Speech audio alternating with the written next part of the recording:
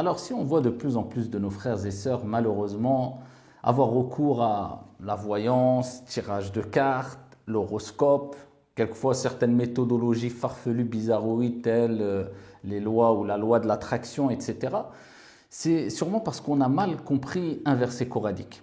Et c'est pour cela qu'il est important de revenir vers l'essentiel dans notre apprentissage de la religion, vers les fondamentaux afin d'acquérir ce qu'on appelle l'aqidatu sahiha, la croyance véridique, vraie, véritable, ferme, une croyance pure. On a mal compris un verset coranique, ou on a délaissé un verset coranique, ou on n'a pas pris assez conscience de l'importance d'un verset coranique qui est le suivant. Inna Allah la yaghfiru an yushraka bih wa yaghfiru ma duna dhalika liman yasha. Allah ne pardonne pas qu'on lui associe qui que ce soit ou quoi que ce soit. Pardonne pas, promesse divine, décret d'Allah subhanahu wa ta'ala, établi. À part cela, il pardonne à qui il veut. C'est-à-dire, il y a un champ d'action divin. Khalas. Tu fais un grand péché, tu fais des péchés, des millions de péchés. Allah subhanahu wa ta'ala peut te pardonner et peut ne pas te pardonner. Mais promesse divine. Le shirk, l'associationnisme, Allah a décrété cela. Inna Allah la yaghfiru an yushraka bih. Allah ne pardonne pas qu'on lui associe qui que ce soit ou quoi que ce soit. C'est-à-dire, si la personne meurt dans cet état-là, même si la personne est tombée dans l'associationnisme ou dans n'importe quel autre péché lors de son vivant et il s'est repenti, en remplissant les conditions du repentir, il regrette ce qu'il a fait, il a la ferme résolution de ne plus recommencer, il abandonne le péché dans lequel il était tout de suite, et s'il a fait un tort à qui que ce soit, eh bien il répare son tort. Bien sûr, Allah pardonne. Même si tu as fait du shirk, de l'associationnisme, tu es tombé dans le shirk, asrar ou bien akbar, petite association, grande association ou autre péché. Mais si tu meurs dans cet état-là, eh bien là, la situation, elle est très grave. Et c'est pour cela qu'il est important de réveiller certaines consciences trop endormies sur ce sujet-là. Combien de personnes tombent dans le shirk sans le savoir? Je ne rentre pas dans les détails sur les détails du shirk, petit, grand, etc. Parlons de manière générale. Combien de personnes, le moins qu'on puisse dire, frôlent ce que Allah subhanahu wa ta'ala déteste le plus, le shirk, l'associationnisme. Ils mettent des individus, quelquefois des objets au même rang qu'Allah subhanahu wa ta'ala. Ils attribuent des compétences à des objets ou à des individus qui sont propres à Allah subhanahu wa ta'ala. Si ça, c'est pas du shirk, de l'associationnisme, qu'est-ce que le shirk? Donc, croyez pas que le shirk, l'associationnisme, c'est simplement d'adorer des statues. Ah, moi, j'adore pas de statues, j'adore Dieu, j'ai un beau tapis de prière. Ça s'arrête pas à cela, le shirk. Le shirk, il y a mille et une façons de tomber dans le shirk. C'est pour cela qu'il est extrêmement important de prendre conscience de cela. Et parmi les voies, qui sont une voie parmi tant d'autres, de tomber dans le shirk, c'est ce que j'ai cité précédemment. Donc, il y a ces voies-là qui sont malsaines. Le fait d'aller voir, ou de même, maintenant, ça touche notre communauté malheureusement. Certains prétendent même, alors qu'ils sont musulmans et musulmanes, ils se prétendent être musulmans et musulmanes, connaître l'avenir. Ils tirent les cartes. Ils prétendent savoir ce qu'il va t'arriver ou ils te donnent des solutions, pseudo-solutions, pour réussir à atteindre un objectif en plaçant ta confiance et ton entière confiance qu'en toi-même. En utilisant, à titre d'exemple, et je vais venir après à tout ce qui est la voyance, l'horoscope, etc., en ayant recours par exemple à ce qu'on appelle la loi de l'attraction. Attention, ça peut être extrêmement dangereux au niveau de la croyance, de la foi, l'i'tiqad du croyant et de la croyante. Pourquoi? Parce que certains vont dire à d'autres personnes, eh bien, si tu places ta confiance en toi et tu ancres dans ton esprit un objectif à atteindre et tu en veux vraiment, et tu t'accroches vraiment à cela, et tu es vraiment positif, eh bien tu pourras atteindre forcément cet objectif-là. Et qu'est-ce qu'on fait des paroles du prophète alayhi salatu wassalam? Lorsque le prophète alayhi salatu wassalam nous a enjoint de répéter une parole qui fait partie des trésors du paradis, qui n'est autre que La hawla wa la quwwata illa billah. Il n'y a de force et de puissance de transformation, de changement d'un état vers un autre état qu'en Allah subhanahu wa ta'ala. Que faisons-nous de la parole de Shu'aib lorsqu'il dit dans le Coran et il s'adresse à son peuple, quand Allah subhanahu wa ta'ala mentionne les paroles de Shu'aib, wa ma tawfiqi illa billah alayhi tawakkaltu wa ilayhi unib. Il n'a jamais dit ala nafsi tawakkaltu, non. Il a dit ma réussite ne dépend que de mon esprit, de ma volonté. Non, c'est pas la croyance du croyant, ça. Attention, c'est pour ça que je vous dis, ici, on va peut-être placer plus sa confiance en soi-même qu'en Dieu. Et là, c'est un problème. Là, on frôle le shirk pour ne pas dire on est dans le shirk. Il dit, Shuaïb, ma réussite ne vient que d'Allah. Et c'est en lui que je place ma confiance. Wa ilayhi unib, toujours vers Allah, vers Allah. Fafirru ilallah. Et je reviens vers lui repentant. Ya hayyu ya qayyum, bi rahmatika astaghith, aslih li sha'ni kullah, wa la takilni ila nafsi tarfata ayn. Voilà ce que disait le prophète alayhi salatu wassalam. Ô toi le vivant, celui qui subsiste par lui-même. Bi rahmatika astaghith, je cherche secours, assistance auprès de toi, auprès de ta miséricorde.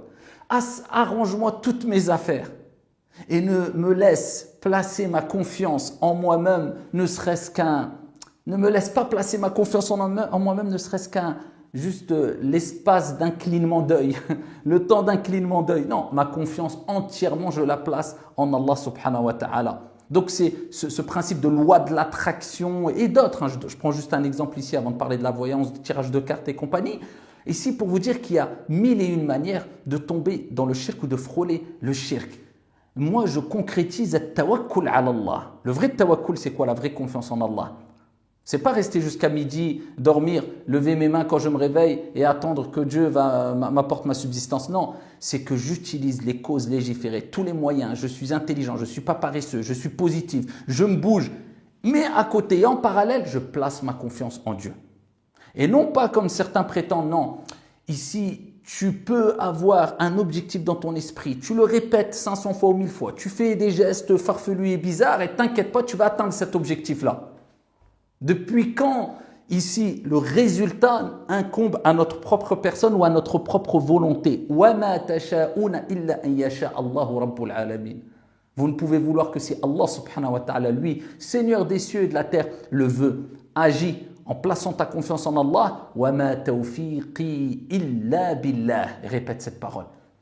Et ma réussite ne dépend que d'Allah, pas de mon esprit ou je ne sais quoi, ou d'une manière bizarre ou qui vient de je ne sais où. Et c'est pour cela que je répète encore une fois, attention, chaque jour on peut frôler, voire tomber dans le shirk, plus grave que tous les autres péchés qu'on peut commettre et qui peuvent peut-être même nous choquer, mais qui sont moins graves que le shirk. Inna Allah la yaghfiru an yushraka bih. Allah ne pardonne pas qu'on lui associe quoi que ce soit. Et les gens ont recours à quoi? À la voyance, à l'horoscope, au pseudo-devin, aux sorciers. Pourquoi vous pensez? Parce que les gens sont en manque de tawakkul ala Allah, de confiance en Dieu. Ils sont plus sereins dans leur cœur. Ils sont envahis de stress et d'angoisse. Et ils ont envahi leur cœur d'une crainte de perdre cette vie d'ici-bas plutôt que de perdre l'amour d'Allah subhanahu wa ta'ala. وَمَن يَتَوَكَّلْ عَلَى اللَّهِ فَهُوَ حَسْبُهُ. Si tu avais compris ce verset coranique, tu penses que tu aurais été voir ce pseudo-voyant et autres? Celui qui place sa confiance en Allah Azza wa Jal, Allah lui suffit amplement. Khlas, kafa, ça suffit amplement.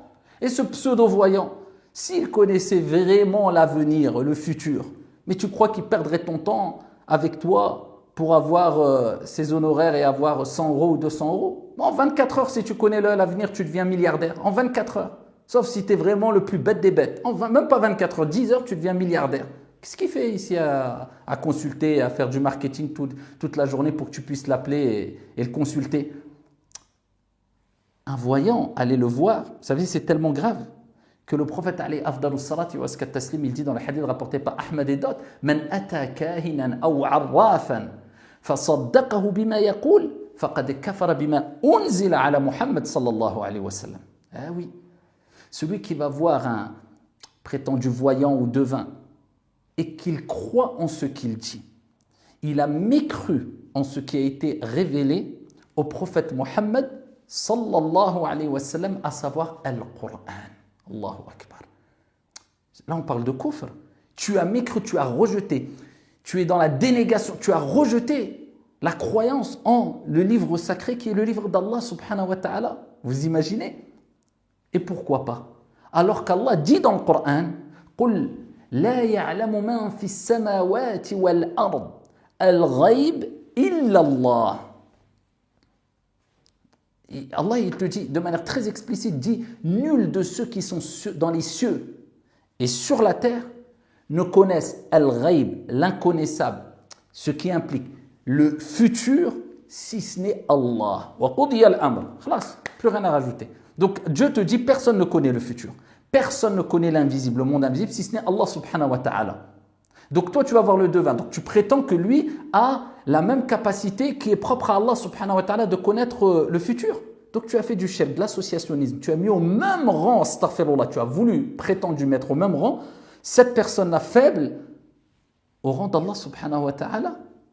Quelqu'un va me dire, oui, mais moi, je consulte l'horoscope, les voyants, les devins, mais j'y crois pas, c'est juste par curiosité. Il y a un autre hadith pour ce cas-là aussi.